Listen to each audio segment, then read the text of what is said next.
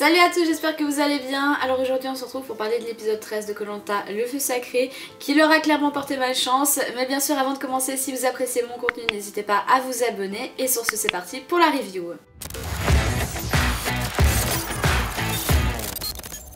Alors, je sais pas ce que vous avez pensé de cet épisode, personnellement, je l'ai pas compris. Alors, j'ai pas aimé déjà d'une part, mais en plus de ça, je l'ai pas compris. En plus de ça, l'épisode il a été comblé par des éléments inintéressants, comme par exemple le portrait de Laura ou Frédéric, qui, je trouve, à ce stade de l'aventure ne devrait plus apparaître. Ça se voyait clairement qu'il manquait de contenu.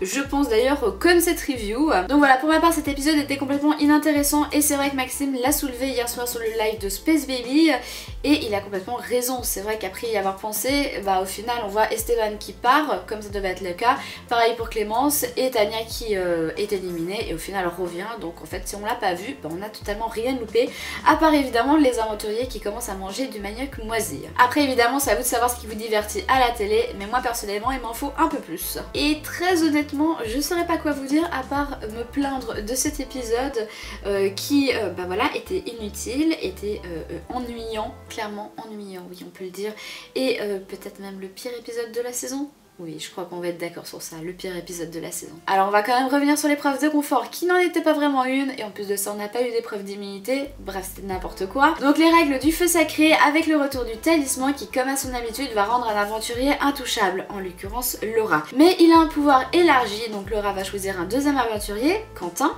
pour pouvoir aussi être intouchable. Et donc le dernier à l'épreuve, Tania, aura une voix en plus au conseil. Conseil qui va se dérouler tout de suite après l'épreuve et qui va évincer Tania et donc pas l'éliminer. Donc pas de vote noir. Ok, on va le mettre en suspens celui-là. Et d'ailleurs Esteban va revenir à la grande surprise de tout le monde.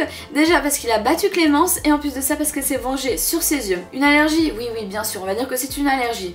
Ça joue. Donc Denis va expliquer aux autres aventuriers que Esteban a battu Clémence, ce qui a l'air de les surprendre, et en plus de ça, s'il arrive encore à gagner cette épreuve contre Tania, c'est lui qui réintègre l'aventure, et si c'est pas le cas, ce sera Tania. Pourquoi le dire? Alors à nous, ok, y a pas de souci, mais pourquoi le dire aux autres aventuriers? J'ai pas compris, surtout qu'il y a eu plein d'éditions où ça s'est fait derrière le dos des aventuriers, et du coup l'aventurier qui a été éliminé est arrivé durant l'épreuve d'orientation, ce qui a évidemment surpris tout le monde.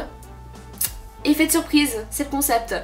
Donc voilà, j'ai pas compris, je sais pas pourquoi Alpé a fait ça, apparemment ils ont une logique qui est autre que la nôtre. Bon, on pourrait se dire à la rigueur que c'est pour faire un peu spéculer les autres aventuriers sur qui va revenir sur le camp, Esteban ou Tania. Bon, en l'occurrence c'est pas non plus des aventuriers hors pair qui font pas vraiment partie d'alliances ou d'affinités fortes comme Quentin, Frédéric ou Nicolas. D'ailleurs avec l'alliance des trois garçons, je pense que ça va être assez difficile de les arrêter. Moi personnellement je les vois clairement à l'épreuve d'orientation, épreuve d'ailleurs d'orientation qui va se dérouler à 4. Évidemment on sait jamais ce qui peut se passer entre temps, mais bon voilà, ils ont l'air quand même assez inarrêtables. D'ailleurs par rapport au conseil où on évince quelqu'un, alors je sais pas s'ils vont réitérer l'expérience, j'espère pas, mais bon encore une fois tout est possible avec eux, je crois qu'ils sont complètement en roue libre. J'essaie de trouver un petit peu des raisons et de faire l'avocat du diable, en tout cas pendant cet épisode ce sera très dur. J'ai noté que les pubs étaient pas très longues et que pour ma part j'étais contente de voir Tania réintégrer l'aventure, voilà c'est un point positif. Je vous jure que je creuse parce que c'est assez compliqué de trouver des points positifs. D'ailleurs je me demande ce que ça va donner l'épisode de la semaine prochaine, parce que là je sais pas où ils veulent nous emmener, mais ils nous y emmènent. Donc voilà, il faut encore s'attendre à quelques surprises.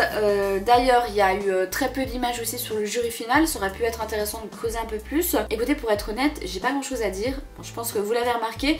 Après l'épisode n'avait pas grand chose à raconter non plus, et j'avais hésité à faire cette review, donc au final je l'ai faite. Donc voilà, pour moi c'est clair, je ne veux plus revoir un épisode comme ça, c'est inadmissible. Je sais pas comment le monteur a pu présenter ça à l'équipe de prod, et en plus l'équipe de prod a approuvé l'épisode et l'a diffusé. Non, je suis désolée, mais après faut pas s'étonner que l'audience elle baisse. Donc à part ça vous avez compris que j'ai été pas emballée du tout par cet épisode, on va dire ça comme ça.